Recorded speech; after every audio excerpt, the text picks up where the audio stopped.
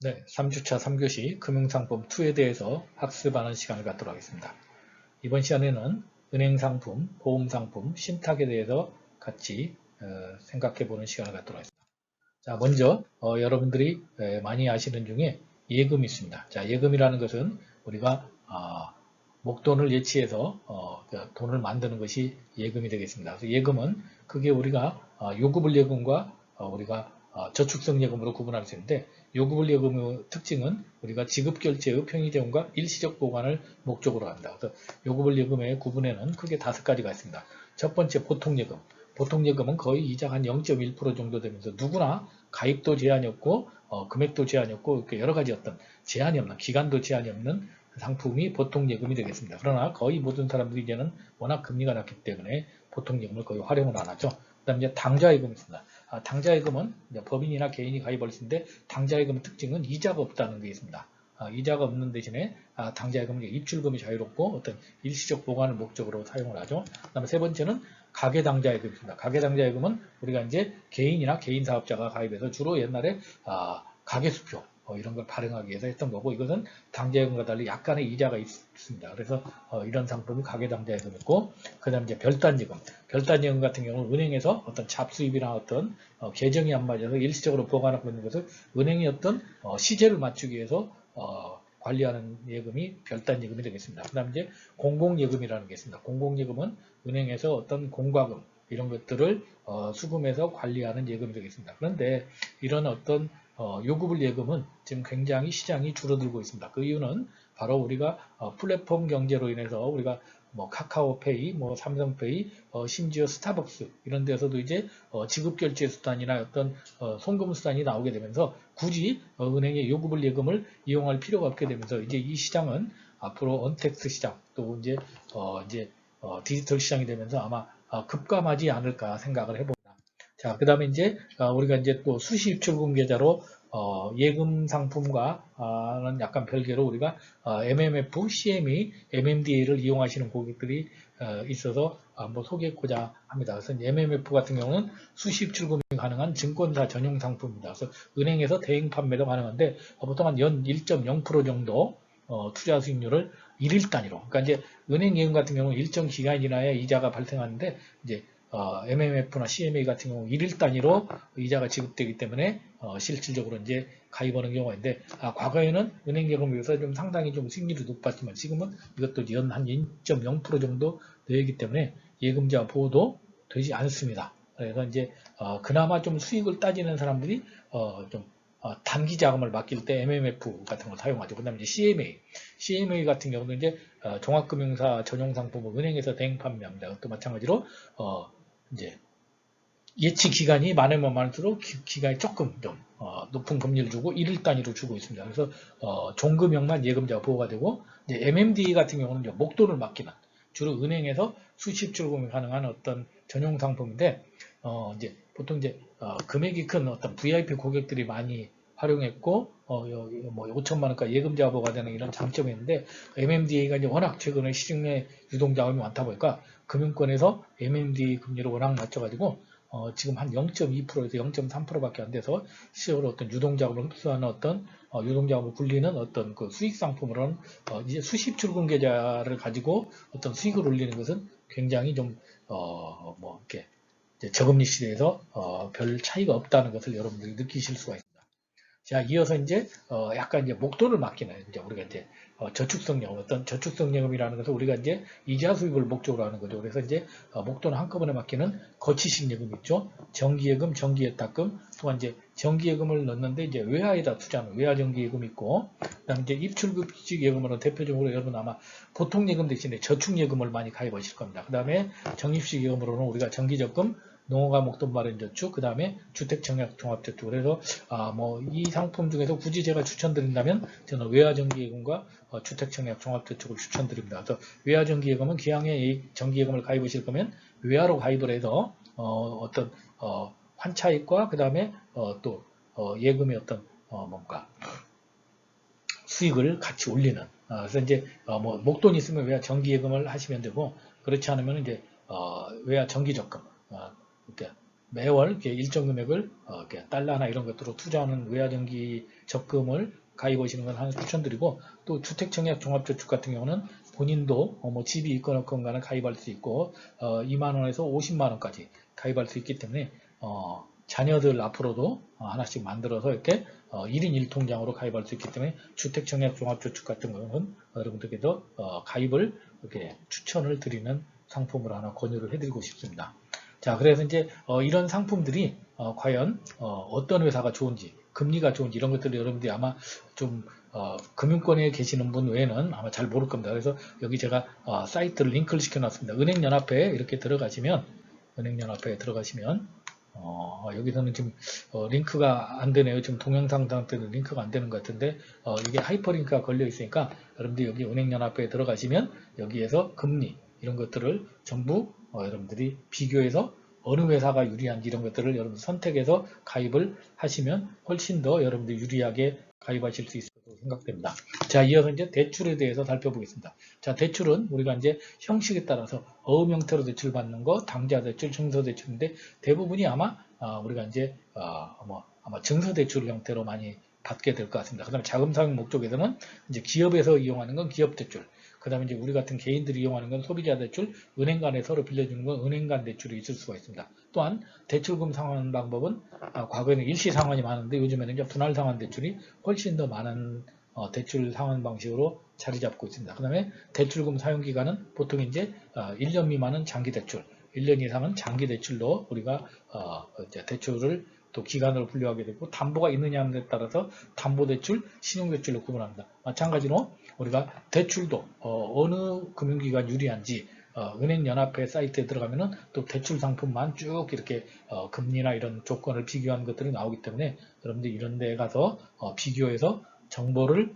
여러분들이 비교해서 여기 다 하이퍼링크가 걸려있기 때문에 제 강의를 여러분들 교환을 다운받아서 직접 한번 들어가 보시면 되겠습니다.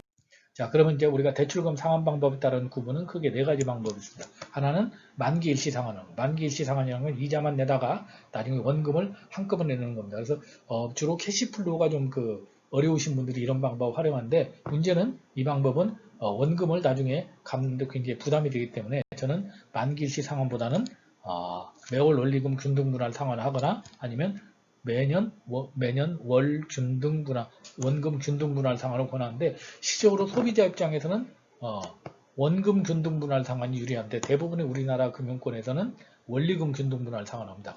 실질적으로는 소비자 입장에서는 원금이 줄어드는 만큼 이자가 줄어드는 원금 균등 분할 상환을 하는 것이 훨씬 효율적이고, 또 그렇지 않고 본인이 약간 지금은 좀 갚기 어려운데 나중에 갚을 수 있으면은 몇 년간 거치해서 몇 년간 원리금 균등분할 상환하는 이런 방법을 하는데, 가장 원금을 줄이면서 빨리 갚는 방법은 원금 균등분할 상환, 그 다음에는 원리금 균등분할 상환, 그 다음에 거치 후 원리금 균등분할 상환. 만기일시 상환은 당장 지금은 이자만 내니까 부담은 적지만 만기에 나중에 원금을 갚아야 되는 부담이 있기 때문에 각자의 어떤 소득 수준, 그 다음에 본인의 이자 납입 능력을 따라서 선택을 하시면 되겠습니다. 자, 그러면 이제 이어서 우리가 이제 은행의 예금 상품과 대출 상품에 이어서 이제 보험에 대해서 한번 살펴보도록 하겠습니다. 자, 우리가 보험을 이제 인생을 라이프라고 하죠. 라이프라는 것은 이제 생과 사와 리브와 엔드에서 if 이걸 따면 그러니까 라이프가 되죠. 그래서 이제 인생은 만약으로 이루어졌다. 인생의 만약은 크게 네 가지가 있다.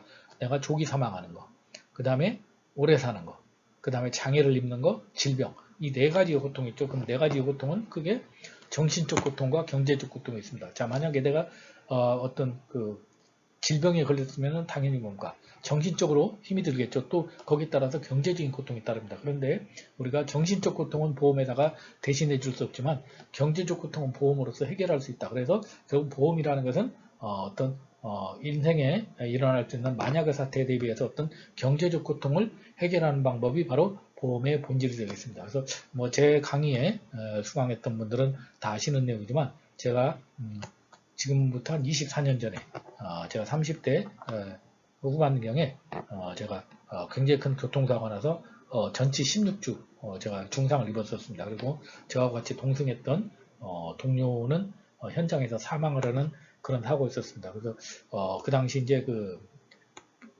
상가 조문을 갔다 오다가 저희 동료 점포장에 장인어른이 돌아가셔서 강릉에 이제 문상을 갔다 오다가 강릉에서 이제 그 당시 젊기 때문에 문상 갔다 와서 이제 강릉 바다에서 밤새도록 술을 먹고 그 다음날 이제 그냥 그 당시만 해도 음주운전이 뭐 일상화돼서 그 음주 상태에서 이제 운전을 하다가 저희 차가 중앙선을 넘어서 이제 새마을 인터체인지에서 이제 사고가 났었죠. 그래서 그 당시 이제 제가 아산병원에 한 달 정도 입원했었습니다. 이제 수술하고 나서. 그래서 이제 제가 그때 보험사 과장일 때 많은 저희 회사 직원들이 찾아왔었는데, 제가 그 당시 보험이 9개가 있었습니다. 9개. 뭐 많은 건 아니었는데 9개가 있어가지고, 그때만 하더라도 이제 남의 보험을 다 들어가서 볼 수 있었거든요. 이제, 계약자 조회해가지고. 그 당시만 해도 뭐 개인정보 같은 게 없었으니까. 그래서 이제 저희 뭐 직원들이 와서 그러더라고. 아유, 과장님, 저기 보험 9개나 돼서 보험금 꽤 나올 테니까 편하게 두고 계세요. 그래서 저도 이제 저희 와이프한테, 이제 내가 보험에 좀 가입돼 있으니까, 다행히 목숨은 건졌고 다리만 다쳤으니까 그래도 보험금이 꽤 나올 거다 했는데, 나중에 보니까 제가 보험금이 딱 9개에서 하나만 나왔습니다. 나머지 8개에서 안 나왔어요. 그 이유가 뭐냐면 제가 전부 다 가입한 것이 뭐냐면은 사망보장 특약, 그 다음에 안보장 특약 이런 것들로 되어 있었는데, 저는 입원 특약이나 수술 특약을 가입을 안 해가지고 딱 한 건에서만 제가 하루에 10,000원씩 나오는 거에서 한 28만 원인가 받았던 기억이 납니다. 그래서 병원에 있으면서도 저희 와이프한테 제가 굉장히 멍청하다, 보험회사 다니면서 어떻게 이렇게 선택적으로 가입을 하냐는데, 저는 그 당시만 해도 젊기 때문에 제가 입원이나 수술할 걸 생각하지 않고 혹시 사망할 거, 암에 걸릴 것만 대상으로 해서 특약을 쭉 가입했었는데, 결국은 보장을 못 받았습니다. 그래서 보험이라는 것은 내가 어떤 상황이 어떻게 닥칠지 모르기 때문에 항상 이렇게 대비하고 있어야 된다는 것을 그 당시 생각하게 되었습니다. 자, 그래서 이제 보험이라는 것은 우리가 생명보험은 재정적 안정과 마음의 평화를 줄 수 있다.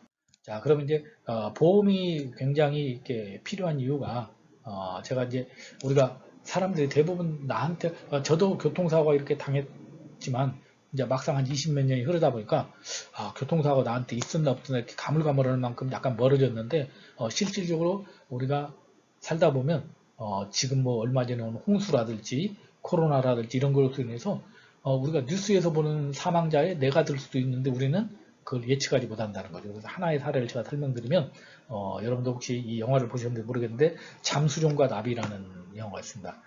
이 영화는 프랑스 영화인데 이게 실화입니다. 그래서 1995년도 12월 8일 날 장 도미니크 봅이라는 엘르의 편집장이라는 사람이, 엘르의 편집장이면은 전 세계의 어떤 패션계의 트럼프라고 보시면 됩니다. 그 정도로 영향이 많은 사람인데, 이 사람이 40대 초반에 워낙 잘 나가다 보니까 자녀들하고 한 번도 뮤지컬을 볼 기회가 없어서 이 사람이 95년도 12월 8일 날 자녀들하고 바쁜 일정을 쪼개서 뮤지컬을 보러 가기 위해서 운전을 하러 가다가 신호등에서 이렇게 멈춘 상태에서 이 사람이 잠수병에 걸리게 됩니다. 잠수병이 뭐냐면 이 사람이 걸리는 병이 락트인 증후군이라서 아무것도 움직일 수 없는 상태로 갑자기 바뀌게 됩니다. 그래서 엊그저께까지만, 조금 전까지만 하더라도 예를 들어서 엘리의 편집장으로서 전 세계의 패션계를 호령하던 사람이 갑자기 식물인간이 되면서 20일 만에 깨어났는데, 이 사람이 유일하게 움직일 수 있는 게 왼쪽 눈썹입니다.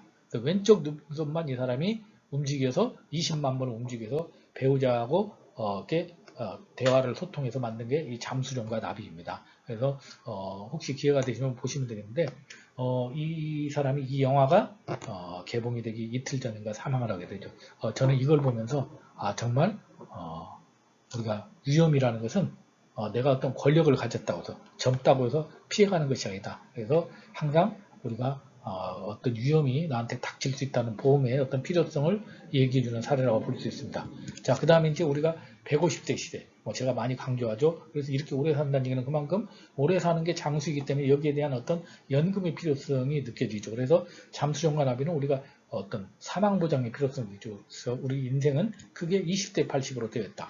그래서 65세 이전에 사망할 확률이 20%, 그 다음에 65세 이후에 장기 생존할 확률이 80%이기 때문에 우리가 종신과 어떤 사망보장과 어떤 노후보장에 대한 어떤 보험의 필요성을 제가 강조할 때 옛날에 썼던 자료를 잠시 소개를 해드렸습니다. 자, 그러면 우리가 어떤 때 보험을 가입해야 되느냐?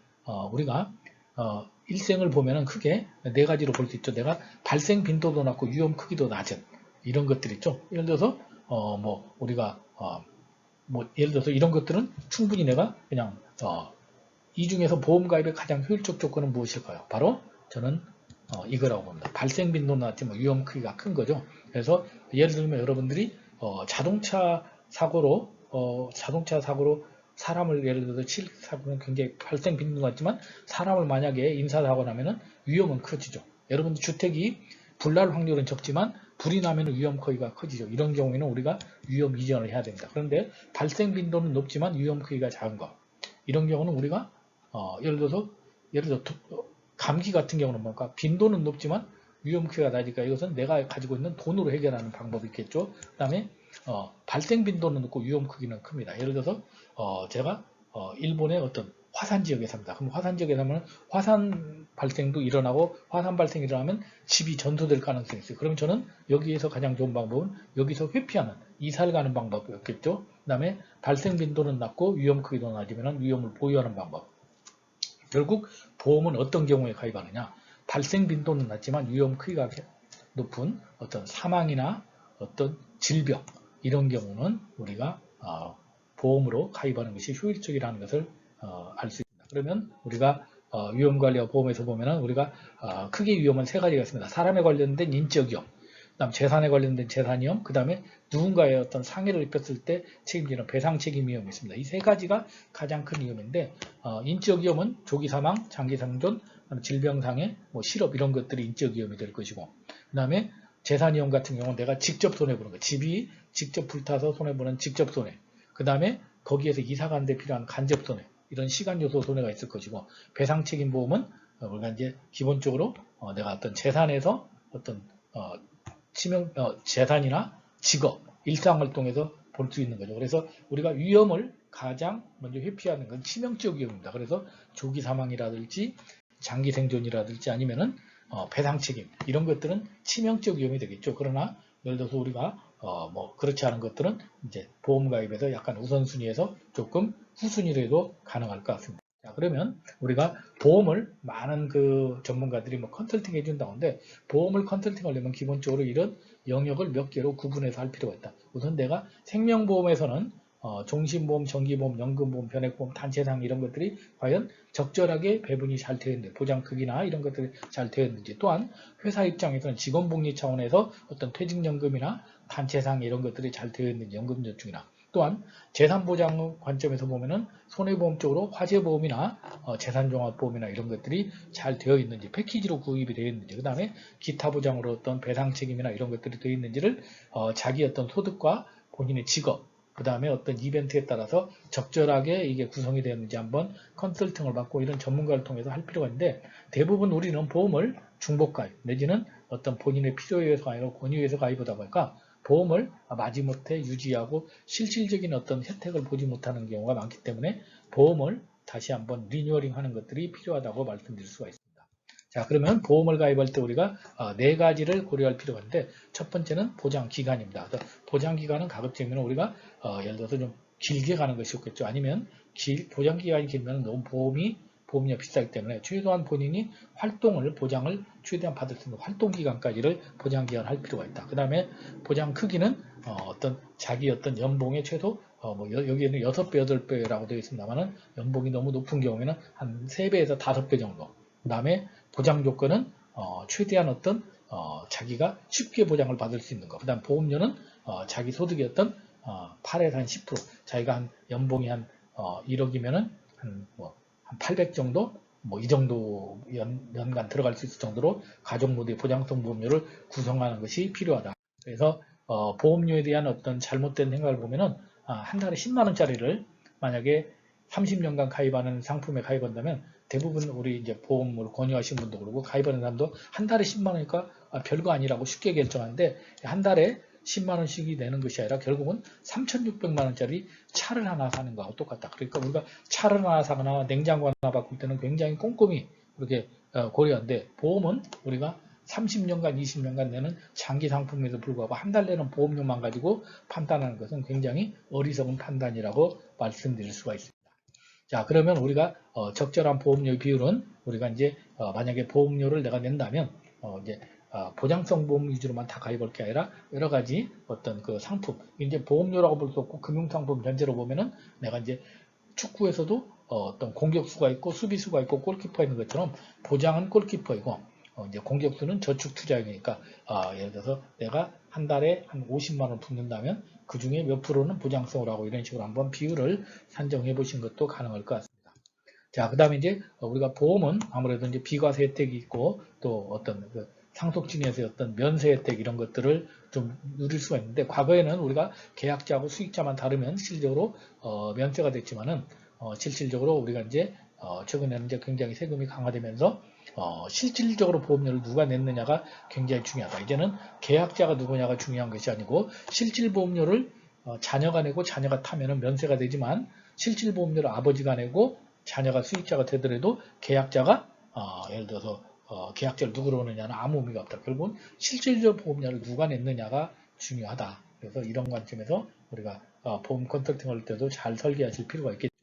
자, 그 다음 마지막으로 이제 신탁에 대해서 살펴보겠습니다. 자, 신탁이라는 것은 우리가 위탁자와 수탁자와 수익자의 구조로 돼서 우리가 재산이나 어떤 금전을 위탁하고 금융기관에서 관리해서 그 수익을 수익자한테 넘기는 구조입니다. 그래서 이게 보험이나 예금과 별 차이가 없다고 생각하지만 실질적으로 신탁이라는 것은 어떤 보험이나 예금에서 할 수 없는 특별한 이벤트에 대해서 해결할 수 있는 기능이 굉장히 많은 장점이 되겠습니다. 그래서 이제 보통 이제 우리가 인생에 보면은 어떤 주택 구입이나 퇴직, 뭐 상속, 은퇴도, 자산 상속 이런 것들에 대해서 각각의 인생의 이벤트에 따라서 거기에 맞는 어떤 이벤트 정거장으로서 신탁의 기능이 활용될 수가 있다. 그래서 뒤에서 잠깐 설명드리면 신탁 활용 사례를 보면 이렇게 다양한 사례들이 있습니다. 그래서 아들이 사망했는데 재혼이 예상되는 며느리에게 내가 상속을 물려주면 며느리가 결국 재혼하게 되면은 굉장히 재산이 쓸데없는 곳으로 나가게 되니까 이런 경우에는 예를 들어서 신탁을 활용하게 되면은 며느리에게는 이렇게 신탁을 하지 않고 그걸 손주한테 하게 돼서 이렇게 상속 예정 재산을 이렇게 쓸데없는 곳으로 흐르지 않도록 막는 방법도 있을 수 있고, 그다음에 장애인 자녀나 미성년 자녀를 둔 부모가 자기가 생전했을 때는 잘 보살필 수 있는데 본인이 사망하기 전에 대비해서 어떤 장애인 자녀나 미성년 자녀를 수익자로 하는 장애인 신탁이나 이런 것들을 할 수 있는 방법도 있겠죠. 그 다음에 본인이 어떤 독거노인이 본인이 살아있을 때 본인이 어떤 장례준비라는 장례준비 신탁 같은 것도 있을 수가 있고, 그 다음에 아까 상속 미대상자에 대한 어떤 예를 들어서 뭐 좋은 케이스는 아닙니다만은 돈을 가지신 분이 예를 들어서 원치 않는 어떤 혼외자를 낳았을 때 그 혼외자의 어떤 상속을 해야 되는데 법정 상속이 아니기 때문에 그 사람을 어떤 수익자로 해서 어떤 금전 신탁을 하는 그런 방법을 할 수도 있고, 또한 치매를 걸린 사람들이 어떤 그 본인의 건강학과 판정을 받기 전에 현재 본인의 어떤 간병비나 이런 것들을 금융기관을 통해서 지원받고 나중에 본인이 사망했을 때 상속해주는 이런 것들을 하는 것들이 어떤 신탁 활용 사례도 활용될 수 있고, 최근에는 또 이제 반려동물을 키우시는 분이 많다 보니까 본인이 사망했을 때 펫신탁이라는 것을 활용하는 이런 것들이 있습니다. 그래서 특히 또 우리 또 우리나라에서 또 신탁에서는 지금 또 가장 앞서 나가는 게 금융권이고, 그 중에서도 하나은행 리빙트러스트 센터 신탁부의 리빙트러스트 센터가 앞서 나가기 때문에 또 우리 원우 중에 또 그쪽에서 또 근무하시는 분들이 많습니다. 그래서 여러분들께서 신탁에 대해서 궁금하시거나 협조를 얻으실 분들은 우리 하나은행 원우님들을 통해서 리빙트러스트 센터를 통해서 적극 한번 활용을 해주시기 바랍니다. 자, 그러면 이제 제가 우리 3주차를 마치면서 우리가 이제 우리나라 사람들한테 금융상품을 권하면 되게 우리나라 사람들은 짧고 수익률이 높은 걸 권합니다. 그런데 과연 우리가 여행을 갈 때도 꼭 그렇게 하느냐. 여러분들이 동네 슈퍼를 갈 때는 걸어가겠죠. 그 다음에 연마을을 갈 때는 자전거를 타고 가면 됩니다. 그 다음에 약간 멀리 가면은 도시를 갈 때는 승용차를 갈 것이고, 울릉도를 갈 때는 페리를 타야 될 것이고, 미국을 가려면은 비행기를 타야 됩니다. 그래서 우리가 목적지에 따라서 적절한 교통수단이 다르듯이 금융상품도 무조건 짧고 우리가 수익률이 좋은 것이 중요한 것이 아니라 본인의 어떤 인생의 목적, 또 어떤 본인의 어떤 목표 자금, 이런 재무 목표에 따른 거기에 맞는 올바른 금융상품을 선택할 수 있도록 하자는데 제가 개괄적인 정보를 드리고자 이 강의를 듣는 많은 분들이 금융권에 있음에도 불구하고 제가 이 시간을 마련했고, 아무튼 이 시간을 통해서 여러분들이 금융에 대해서 여러분들의 목적지에 맞는 적절한 금융상품을 선택할 수 있는 해안을 가지셨기를 바랍니다. 자, 3주차 퀴즈로는 크게 세 문제를 냈습니다. 그래서 단기금융시장이 하부시장으로 거리가 먼 것 4개 중에서 하나 고르시면 되겠습니다. 그 다음에 파생상품의 종류로 적절하지 않은 것 고르시면 되겠습니다. 그 다음에 보험가입 시 고려해야 될 4가지 키로 적절하지 않은 거 아까 말씀드렸죠? 하나 고르시면 되겠습니다. 자, 그래서 퀴즈 답안은 또 이번 주 다음 주 강의가 올라가기 전까지 제출해 주시면 되겠습니다. 자, 정리를 하면서 제가 책 한 권을 소개해 드릴까 합니다. 이제 행복에 대해서 우리나라에서 많이 연구하는 그 학자 중에서 두 분이 있죠. 연세대학교 서은국 교수가 있고, 그 다음에 서울대학교 최인철 교수가 있는데, 서은국 교수는 이제 최인철 교수는 어떤 행복의 어떤 관점, 이런 관점에서 보고, 서은국 교수는 행복이 결국은 뭐냐면은 인간이 필연적으로 어떤 생존의 방법으로 선택할 수밖에 없었다. 그래서 이분이 이제 쓴 행복의 기원이라는 책에 보면은 가장 빈곤한 인생은 곁에 사람이 없는 인생이다고 이분이 강조했습니다. 그래서 이제 우리에게 가장 중요한 것은 생존과 직결되는 건데, 생존과 직결하기 위해서 가장 필요한 것은 우리가 사람입니다. 결국은 인간은 사회적 동물이기 때문에 주위에 사람이 없으면 어떤 도움을 받을 수가 없는 거죠. 그래서 뇌는 이것을 찾도록 설계되어 있는데 결국은 곁에 사람이 없다는 것은 그만큼 그 사람이 힘든 인생을 산다는 거죠. 그러면 우리가 행복을 어떤 때 느끼냐, 보통 사람들 물어보면은 가장 좋은 사람들하고 같이 밥 먹고 이야기하고 여행할 때라고 합니다. 그러니까 결국은 우리가 행복이라는 게 멀리 있는 것이 아니고 여러분 가정에 있는, 아니면 직장 동료, 이런 사람들하고 여러분들이 커뮤니케이션하고 식사하고 서로 공유하는 것이 행복이 아닌가 생각됩니다. 그러면 지금 우리가 코로나로 인해서 언택트 또 재택 이런 것들이 활성화되는데, 이런 것들이 우리가 그동안 나하고 가까웠던 어떤 가족이나 일상에서 가까이 할 수 있었던 사람들하고 우리가 접촉할 수 없었던 이런 기회를 자녀나 배우자, 또 친지, 어떤 친구, 이런 사람들하고 훨씬 더 긴밀한 유대를 할 수 있는 좋은 기회가 아닐까 생각합니다. 그래서 여러분들이 정말 주위에 사람이 많아서 돈은 많지 않지만 풍족한 인생이 되시길 바라면서 이 책을 소개해드립니다. 자, 이번 시간에는 3주차 금융시장 및 금융상품의 이해에 대해서 학습을 하겠습니다. 다음 시간에는 4주차 행동경제학 관점에서 올바른 돈 사용법이라는 주제로 학습을 하도록 하겠습니다. 이상으로 마치도록 하겠습니다.